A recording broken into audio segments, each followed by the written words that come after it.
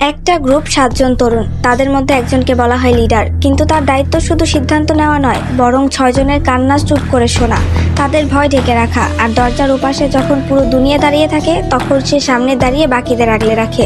হ্যাঁ, আমি আরএমের কথাই বলছি, ওরফে কিম নামজুন। যখন বিটিএস নামটা কেউ চিনত না, নামজুন তখনও বিশ্বাস রাখতো এই 6 জন একদিন আকাশ ছোঁবে। যখন জাংকুক কনফিডেন্স হারিয়ে ফেলতো, নামজুন তাকে বলতো, তুমি পারবে, তুমি আমাদের গর্ব। যখন তাইয়াং আবেগে ভেঙে পড়তো, নামজুন চুপচাপ তার পাশে বসে থাকতো, একটা কথাও বলতো না, কিন্তু জানিয়ে দিত তুমি একা না। যখন জিন নিজেকে অবমূল্যায়ন করতো, সে বলতো তুমি শুধু হ্যান্ডসাম না, তুমি আমাদের ব্যালেন্স।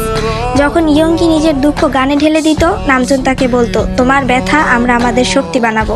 হোসেওকের ভয় যখন তাকে থামিয়ে রাখতো, নামজুন ছায়ার মতো তার পাশে দাঁড়াতো।